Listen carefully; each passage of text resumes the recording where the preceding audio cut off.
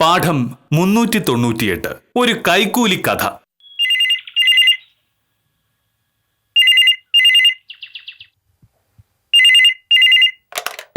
Hello, അതെ, ഉണ്ട് കൊടുക്കാം. മോഹനേട്ടാ ഫോൺ.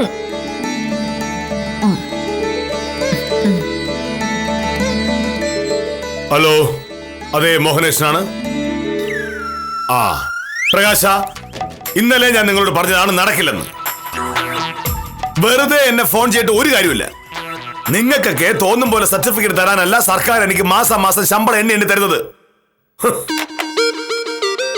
രാവിലെ നടക്കാണ്ടോ? എന്താ പ്രശ്നം? ഒരു പ്രകാശൻ അവന്റെ വസ്തു പോക്കുവരവ് ചെയ്യാനായിട്ട് കഴിഞ്ഞ ദിവസം വില്ലേജ് ഓഫീസിൽ വന്നിരുന്നു. വാങ്ങിയ ഭൂമിയിൽ 3 സെന്റ് ഭൂമി സർക്കാർ പുറമ്പോക്കായതുകൊണ്ട് പോക്കുവരവ് ചെയ്യാൻ പറ്റില്ല എന്ന് ഞാൻ പറഞ്ഞു. പക്ഷെ എങ്ങനെയും പോക്കുവരവ് ചെയ്തേ പറ്റൂ എന്ന് പറഞ്ഞ അവൻ നടക്കുന്നത്. പോക്കുവരവ് നടക്കില്ലെങ്കിൽ അത് സാവകാശം പറഞ്ഞു മനസ്സിലാക്കിക്കൂടെ? അതിന് പേര് ഇങ്ങനെ ചാടി കളിക്കാൻ ചെല്ലുന്നു എന്തിനാ മോനേട്ടാ? ഇന്നലെ അവൻ വീണ്ടും വില്ലേജ് ഓഫീസ് വന്നിരുന്നു. അപ്പോ വളരെ മര്യാദക്ക് ഞാൻ അവനോട് കാര്യം പറഞ്ഞു മനസ്സിലാക്കിയതാ.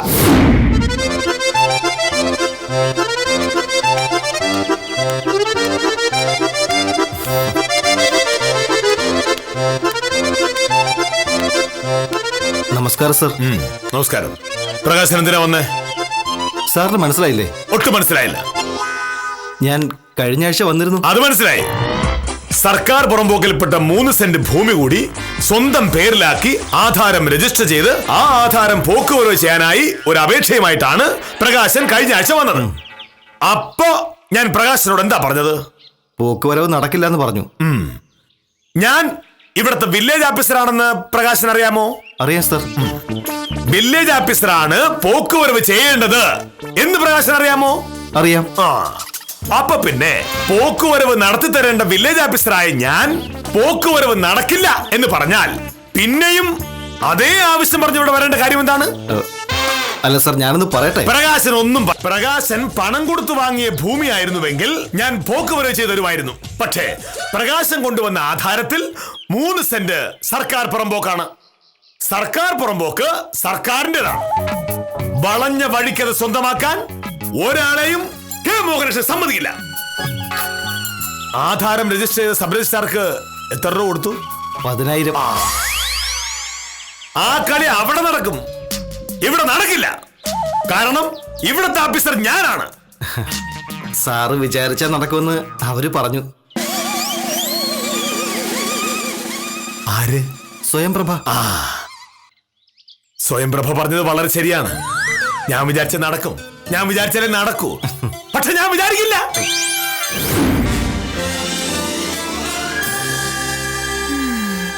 മോഹനകൃഷ്ണൻ വില്ലേജ് ഓഫീസറായിട്ടിരിക്കുന്നിടത്തോളം കാലം അത് നടക്കില്ല എന്ന് പറഞ്ഞപ്പോ അവൻ വളഞ്ഞ വഴി ഉപയോഗിച്ചു. സ്വയംപ്രഭയും കാഞ്ചനയും സോപ്പിട്ട് കാര്യങ്ങൾ നടത്താനാണ് അവന്റെ പരിപാടി. നടന്നു തന്നെ. അതൊക്കെ എല്ലാരും ചെയ്യുന്നല്ലേ മോഹനേട്ടാ? സംബന്ധപ്പെട്ട ഓഫീസർ ഒരു കാര്യത്തിന് ഉടക്കിടുമ്പോ മറ്റുദ്യോഗസ്ഥരോട് സഹായം ചോദിക്കും. അങ്ങനെ ചോദിച്ചിട്ട് ഒരു കാര്യമില്ല.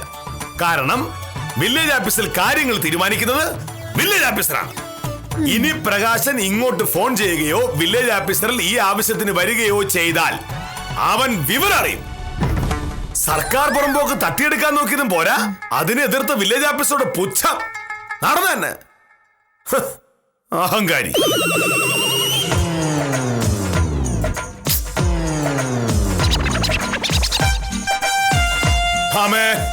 ഞാൻ ഇറങ്ങുന്നു. മോളുടെ ഒരു കാര്യം പറയാൻ ഞാൻ മറന്നുപോയി.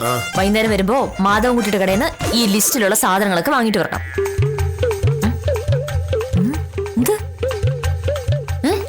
ഇതെന്താ? ഇവിടെ കല്യാണം നടക്കുന്നുണ്ടോ? മനസ്സിലായില്ല. ഇത്രയും സാധനങ്ങൾ സാധാരണ കല്യാണത്തിനല്ലേ വാങ്ങാറുള്ളത്? മോഹനേട്ടാ, വീട്ടിലേക്ക് എന്തെങ്കിലും സാധനങ്ങൾ വാങ്ങേണ്ട കാര്യം പറയുമ്പോ മോഹനേട്ട പണ്ടേ ഉള്ള സൂക്കേടാണിത്. അതുകൊണ്ട് ഒരു കാര്യമില്ല. ചായപ്പൊടിയും പഞ്ചസാരയും വരെ തീർന്നിരിക്കുകയാണ്. വാങ്ങിയിട്ട് വന്നാൽ വൈകുന്നേരം ചായ കുടിക്കാം. ഇല്ലെങ്കിൽ ഭാമേ ചായ എന്ന് പറയുമ്പോ ഞാൻ ഒരു ഗ്ലാസ് പച്ചവെള്ളം അങ്ങ് എടുത്തു തരും. ഉള്ള കാര്യം ഞാൻ പറഞ്ഞേക്കാവേ. ഇത്രയും സാധനം വാങ്ങുന്നതിന് എന്റെ 1 മാസത്തെ ശമ്പളം വേണ്ടി വരുമല്ലോ. പിശുക്കങ്ങ് പുറത്തു വന്നല്ലോ. മോഹനേട്ടാ, ഈ ജോലി ചെയ്യുന്ന ശമ്പളം വാങ്ങുന്നതൊക്കെ 3 നേരം വല്ലതും വയറു നിറച്ച് കഴിക്കാനല്ലേ? പക്ഷേ 3 നേരം കഴിക്കാൻ ഇത്രയും സാധനം വേണമെങ്കിൽ എന്റെ ശമ്പളം തികയാതെ വരും. ആ അതുകൊണ്ടാണ് ഞാൻ പറയുന്നത് കൈക്കൂലി വാങ്ങണമെന്ന്. അത് പറയുമ്പോഴേക്കും വില്ലേജ് ഓഫീസറിന്റെ ഉള്ളിലെ ഗാന്ധിയൻ അങ്ങ് പുറത്തു വരും. പിന്നെ എനിക്ക് എന്ത് ചെയ്യാൻ പറ്റും? ഭർത്താവിനെ കൈക്കൂലി വാങ്ങാൻ പ്രോത്സാഹിപ്പിക്കുന്ന ഒരു ഭാര്യ. ഭാര്യമാർക്കേ ജീവിക്കാനുള്ള പാടറിയൂ. സത്യം പറഞ്ഞ ഈ വിലക്കയറ്റം കാരണം കഷ്ടപ്പെടുന്ന അത്രയും നാട്ടിലെ പെണ്ണുങ്ങളാണ്. ഓരോരോ സാധനങ്ങളുടെ വില ഇങ്ങനെ കുതിച്ചു കയറുമ്പോ ഭർത്താക്കന്മാർ മോഹനേട്ടനെ പോലെ പിശുക്ക് തുടങ്ങേ. വീട്ടിലിരിക്കുന്ന പെണ്ണുങ്ങളപ്പോ എന്ത് ചെയ്യും? ജോലിയില്ലാത്ത പെണ്ണുങ്ങൾ ജോലിയുള്ള ഭർത്താവിനെ കൈക്കൂലി വാങ്ങുന്ന് പറഞ്ഞിങ്ങനെ പ്രേരിപ്പിക്കും. ജോലിയുള്ള പെണ്ണുങ്ങളോ കൈക്കൂലി നേരിട്ട് വാങ്ങും. സത്യം പറഞ്ഞ ഈ സ്വയംപ്രഭയും കാഞ്ചനയൊന്നും കൈക്കൂലി വാങ്ങാതിരിക്കുന്നത് ആദർശം കൊണ്ടായിരിക്കുകയല്ല, മോഹനേട്ടനെ പേടിച്ചിട്ടായിരിക്കും.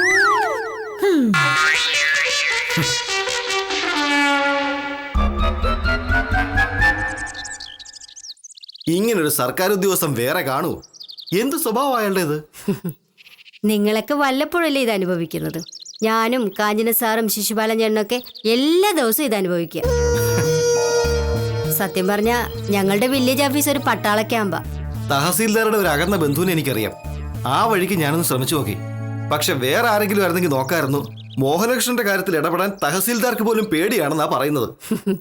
എങ്ങനെ പേടിക്കാതിരിക്കും? നിയമം വിട്ടൊന്നും മോഹനേഷ് സാർ ചെയ്യില്ല. മേലുദ്യോഗസ്ഥന്മാരെ പോലും അക്കാര്യത്തിൽ ധിക്കരിച്ചു കളയും.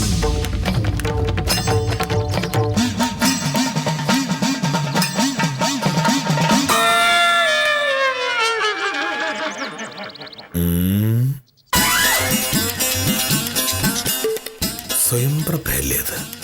ഇവളും പ്രകാശനും തമ്മിൽ എന്താ ഇടപാട്?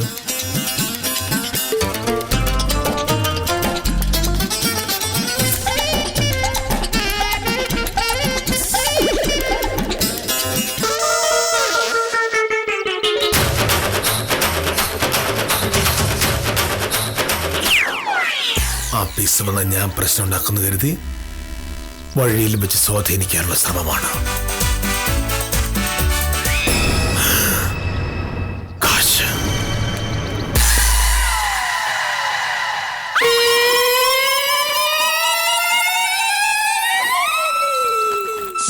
അതുകൊള്ളാം. പട്ടാപ്പകൽ നടുറോഡിൽ വെച്ച് സർക്കാർ ഉദ്യോഗസ്ഥയ്ക്ക് കൈക്കൂലി കൊടുക്കുന്നു. ഇതിങ്ങനെ വിട്ടാ പറ്റില്ല. ഇവിടെ വെച്ച് വേണ്ട. കാണാൻ ആളുണ്ടെങ്കിൽ ശരിയാവോ? സ്വയംപ്രഭ ആഫീസിലേക്ക് വരട്ടെ.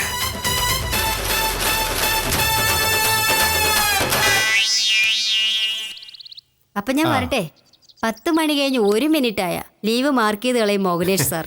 ഇപ്പോഴത്തെ കാലത്ത് ഇങ്ങനെയുള്ള സർക്കാർ ഉദ്യോഗസ്ഥന്മാരുണ്ടെന്ന് വിശ്വസിക്കാനേ പറ്റുന്നില്ല.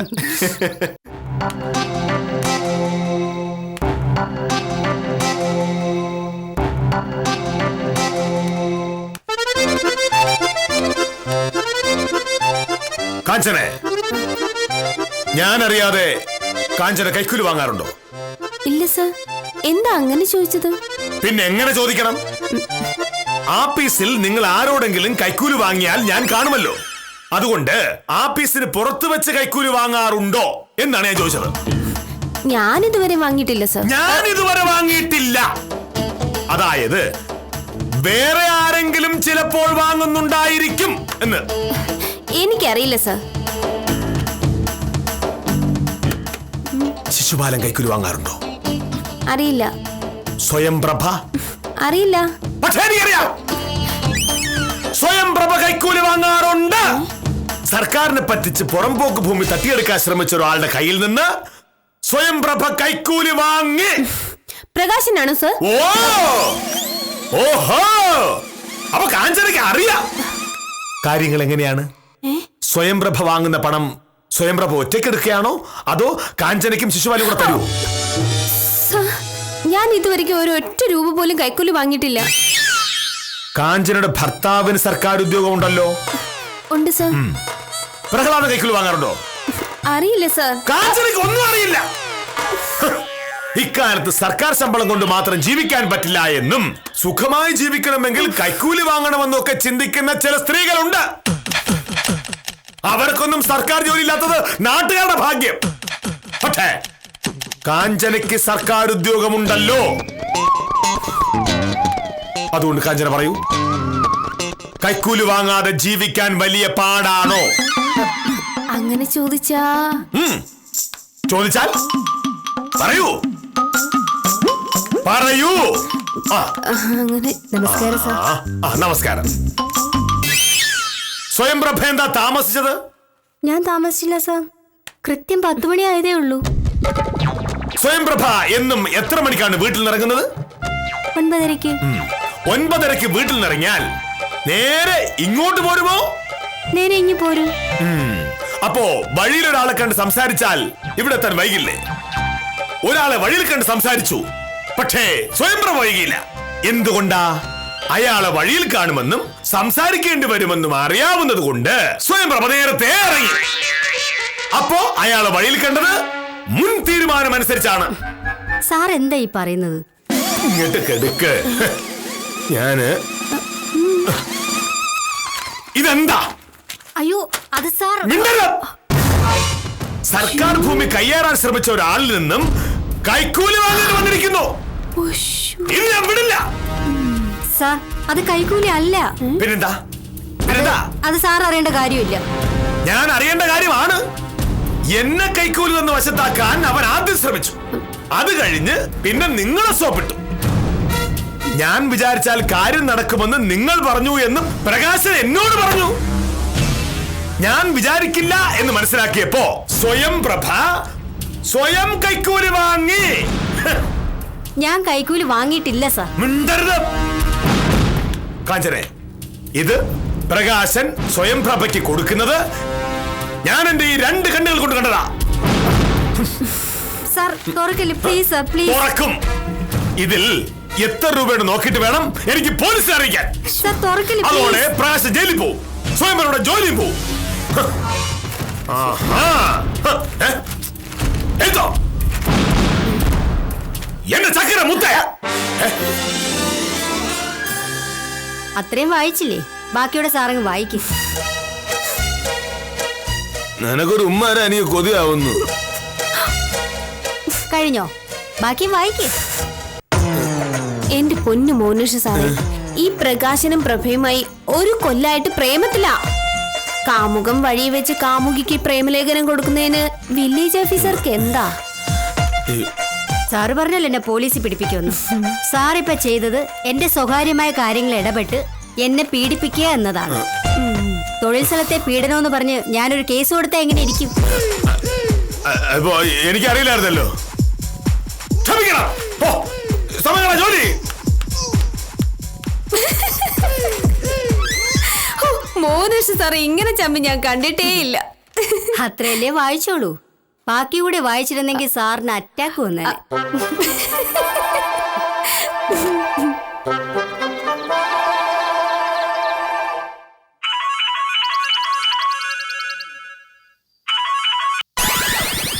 ഹലോ, അതെ. ഓ നന്നായി. ഞാൻ ഈ മാധവൻകുട്ടിയുടെ കടയുടെ മുമ്പിൽ നിൽപ്പുണ്ട്. ഇതുവഴിയല്ലേ അങ്ങനെ പോകുന്നത്? ശരി.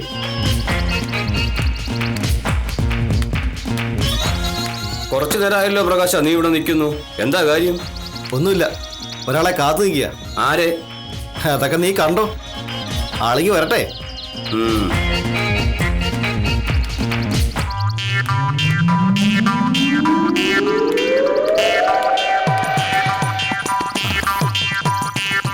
ആ വരുന്നുണ്ടോ?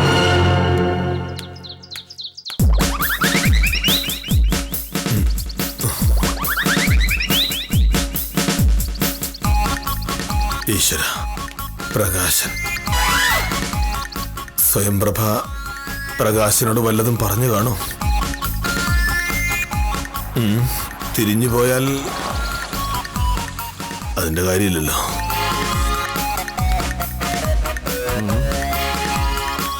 നമസ്കാരം സാർ. എന്താ നമസ്കാരം എന്ന് എന്നെ സാറിന് മനസ്സിലായില്ലേ? ഞാൻ പ്രകാശൻ. ഒരിക്കൽ കണ്ട ആളുകളെ ഞാൻ പെട്ടെന്ന് മറക്കാറില്ല. എനിക്ക് സാറിനോടൊരു കാര്യം സംസാരിക്കാനുണ്ടായിരുന്നു. പോക്കുവരന്റെ കാര്യം നടക്കില്ല. പോക്കും വരവൊന്നും അല്ല, ഒരു എഴുത്തിന്റെ കാര്യമാണ്. എഴുത്തോ? ഏതെഴുത്ത്? അതൊക്കെ അവിടെ നിൽക്കട്ടെ. സത്യത്തിൽ സാറിന് എന്താ ജോലി? എന്റെ ജോലി എന്താണെന്ന് പ്രകാശൻ അറിയാലോ. ആ ജോലി എനിക്കുള്ളത് കൊണ്ടാണ് പ്രകാശന്റെ ആധാരം പോക്കുവരവ് ചെയ്യാൻ പറ്റില്ലെന്ന് ഞാൻ പറഞ്ഞത്. അപ്പൊ സാർ ഒരു വില്ലേജ് ഓഫീസർ മാത്രമാണ്, അല്ലാതെ സ്വയംപ്രഭയുടെ അച്ഛനൊന്നും അല്ലല്ലോ. അവളുടെ ഭർത്താവല്ല, ആങ്ങളെയല്ല, അവളെ സ്കൂളിൽ പഠിപ്പിക്കുന്ന മാഷുമല്ല. പിന്നെന്തിനാ അവളുടെ വ്യക്തിപരമായ കാര്യങ്ങൾ ഇടപെടുന്നത്? ഞാൻ വ്യക്തിപരമായ കാര്യങ്ങളൊന്നും ഇടപെട്ടിട്ടില്ല. എന്റെ കൂടെ ജോലി ചെയ്ത ഒരാൾ കൈക്കൂലി വാങ്ങുന്നതായി സംശയം തോന്നിയപ്പോ ഞാനൊരു പരിശോധന നടത്തി.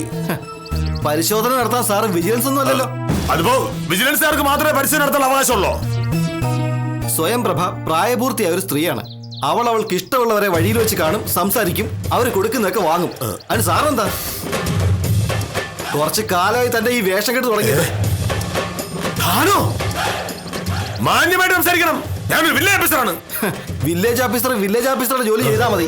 ഹൈസ്കൂളിലെ വാദ്യാരെ പോലെ പ്രേമലേഖനം പിടിക്കാൻ സാറിന് ആരാ അധികാരം തന്നത്? എന്താ പ്രകാശ, എന്താ മോഹനകൃഷ്ണൻ സാറേ? ഒന്നുമില്ല മാധവൻകുട്ടി, ഞാനും പ്രകാശനും പഴയ പരിചയക്കാരാ. ഞങ്ങള് പോക്കുവരന്റെ കാര്യം പറയായിരുന്നു. അതല്ല മാധവൻകുട്ടി, അത് എന്നാ സംഭവിച്ച കാര്യങ്ങളോട് പറഞ്ഞാൽ എന്റെ മാനം പോവും.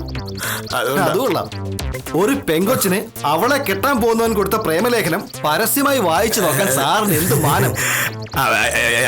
അങ്ങനെ പറയരുത്, ഒരു അബദ്ധം പറ്റിപ്പോയത്. ഇത്തരം അസുഖത്തിന് ശരിക്കുള്ള ചികിത്സ എന്താന്ന് പ്രഭ പറഞ്ഞല്ലോ. പറഞ്ഞായിരുന്നു. പിന്നെ താൻ ജയിലിൽ പോകാത്തത് അവളുടെ മര്യാദ കൊണ്ടാ. ഇനി മേലിൽ മറ്റുള്ളവരുടെ വ്യക്തിപരമായ കാര്യങ്ങളിൽ തലയിട്ടാൽ എന്തിന്? ഈ സ്വയംപ്രഭ പ്രകാശനെ പ്രേമിക്കുന്നതിന് എനിക്കെന്താ? ദൈവത്തോർത്ത് നിന്ന് ആരും അറിയണ്ട. അപ്പൊ ഞാൻ വരട്ടെ. ശരിയാ. എന്തായിരുന്നു പ്രകാശ പ്രശ്നം? പ്രശ്നമുണ്ട് മാധവൻകുട്ടി, പറയാം. സാർ കടയിലേക്കല്ലേ വന്നത്, എന്നിട്ട് സാധനം വാങ്ങാതെ പോവാന്ന് വെച്ചാ? സാധനം വാങ്ങില്ല, വാങ്ങാൻ പറ്റില്ല. വാങ്ങാനുള്ള സാധനത്തിലും വലുതല്ലേ ആഹാ, മോഹനോട് എത്തിയോ? എന്താ ഇത്ര നേരത്തെ? നേരത്തെയോ? ഞാൻ നേരത്തെ അല്ലല്ലോ, കൃത്യസമയത്ത് എത്തിയത്. സമയമൊക്കെ കൃത്യ. പക്ഷെ മാധവൻകുട്ടിയുടെ കടയിൽ പോയി സാധനങ്ങളെല്ലാം വാങ്ങി ഇത്ര നേരത്തെ ഇങ്ങ് എത്തുന്ന ഞാൻ കരുതിയില്ല. മാധവൻകുട്ടിയുടെ കടയിൽ പോയില്ല. പോയില്ലേ? അതെന്താ? അല്ല, പോയി, പക്ഷെ മാധവൻകുട്ടി കട അടച്ചിരിക്കായിരുന്നു. ഈ നേരത്തെ കട അടയ്ക്കൂ? എന്തോ അത്യാവശ്യം പറഞ്ഞ് മാധവൻകുട്ടി 3-4 മണിയായപ്പോ കട അടച്ചിട്ട് പോയി. അതെന്ത് പണിയാ മാധവൻകുട്ടി കാണിച്ചത്? ഇനിയിപ്പോ എന്താ ചെയ്യാ മോഹനട്ടാ? ചായപ്പൊടിയും പഞ്ചസാരയും പോലും ഇല്ലെന്ന് ഞാൻ രാവിലെ പറഞ്ഞല്ലായിരുന്നോ? ഇനി എങ്ങനെ ഞാൻ ചായ ഉണ്ടാക്കും? അപ്പൊ ഒരു ദിവസം ചായ കുടിച്ചാലും കുഴപ്പമൊന്നുമില്ല. നാളെ രാവിലെയോ? നാളെ രാവിലെ ചായ വേണ്ട, തീർന്നല്ലോ. തീർന്നില്ലല്ലോ. ഒരു ദിവസം ചായ വേണ്ടാന്ന് വെക്കുക പറഞ്ഞിട്ടുണ്ടെങ്കിൽ ആകാശം ഇടിഞ്ഞ് വീഴുമെന്ന് കരുതുന്ന ആളാണ് മോഹനട്ടൻ. അങ്ങനെയുള്ള മോഹനട്ടൻ ഒറ്റയടിക്ക് ചായ വേണ്ടാന്ന് പറഞ്ഞിട്ടുണ്ടെങ്കിൽ അതിലെന്തോ കുഴപ്പമുണ്ടല്ലോ. എന്ത് കുഴപ്പം? മാധവൻകുട്ടി കട ഉറങ്ങാഞ്ഞിട്ടല്ലേ? മാധവൻകുട്ടിക്ക് മാത്രമല്ലല്ലോ നാട്ടിൽ കടയുള്ളത്. അത് വേറെ കടയിൽ പോകാൻ എന്റെ കയ്യിൽ പൈസ ഇല്ലായിരുന്നു. മാധവൻകുട്ടിയുടെ കടയിലാവുമ്പോ പറ്റുമല്ലേ? വേറെ ഏതെങ്കിലും കടയിൽ പോയാലും കാശ് നാളെ തരാന്നൊരു വില്ലേജ് ഓഫീസർ പറഞ്ഞിട്ടുണ്ടെങ്കിൽ അവരെന്താ കേക്കില്ലേ? അങ്ങനെ കടം പറയുന്നത് മോശം. അപ്പൊ മാധവൻകുട്ടിയുടെ കട കടം പറയുന്നതോ? അത് പണ്ടുള്ള കാര്യമല്ലേ? ഓ, പണ്ട് തൊട്ടേ ഉണ്ടെങ്കിൽ കട പറയാം. നിനക്ക് എന്താ വേണ്ടത്? എനിക്ക് ചായ വേണ്ടതല്ലേ പറഞ്ഞത്, പിന്നെന്താ പ്രശ്നം? എനിക്ക് ചായ കുടിക്കണ്ടേ? കൃഷ്ണൻകുട്ടിയുടെ ചായക്കടയിൽ പോയാൽ മതി. കൃഷ്ണൻകുട്ടി അപ്പൊ വീട്ടിൽ ചായ ഉണ്ടാക്കിയില്ലെന്ന് ചോദിക്കില്ലേ? അതെന്തിനാ? ചായക്കടയിൽ വരുന്നവരോട് വീട്ടിൽ ചായ ഉണ്ടാക്കിയില്ലെന്ന് ചോദിക്കാനാണെങ്കിൽ പിന്നെ കൃഷ്ണൻകുട്ടി ചായക്കട തുറന്നു വെച്ചിരിക്കുന്നത് എന്തിനാണ്? എന്തായാലും കൃഷ്ണൻകുട്ടി ചോദിക്കും. അപ്പൊ പറയാം, വീട്ടിൽ ചായപ്പൊടിയും പഞ്ചസാരയും തീർന്നുപോയി കൃഷ്ണൻകുട്ടി എന്ന്. അപ്പൊ കൃഷ്ണൻകുട്ടി ചോദിക്കും, എനിക്ക് പിന്നെ കുറച്ച് ചായപ്പൊടിയും പഞ്ചസാരയും വാങ്ങിക്കൂടായിരുന്നോ വക്കീലേ എന്ന്. അപ്പൊ ഈ വക്കീല് പറയും, മോഹനേട്ടൻ ചായപ്പൊടിയും പഞ്ചസാരയും വാങ്ങാൻ ചെന്നപ്പോൾ മാധവൻകുട്ടി കട അടച്ചിരിക്കുകയായിരുന്നു എന്ന്. അപ്പൊ കൃഷ്ണൻകുട്ടി പറയും, അതൊരു കള്ളമാണല്ലോ, മാധവൻകുട്ടിയുടെ കട തുറന്നിരിപ്പുണ്ടല്ലോ എന്ന്.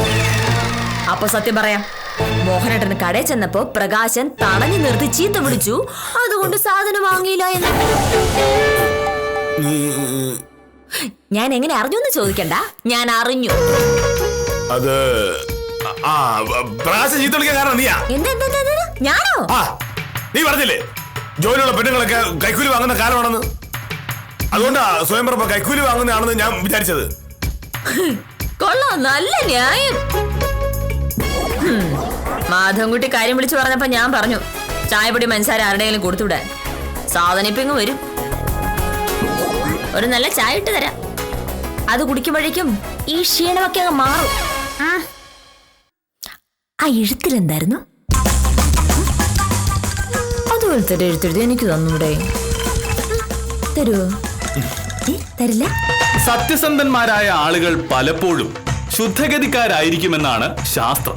ഇവിടെ മോഹനകൃഷ്ണന് പറ്റിയതും അതാണ്. കീഴുദ്യോഗസ്ഥ കൈക്കൂലി വാങ്ങുന്നത് തടയാനിറങ്ങി പുലിവാല് പിടിച്ച വില്ലേജ് ഓഫീസറോട് സഹതപിച്ച് ഇന്നത്തേക്ക് വിടാം.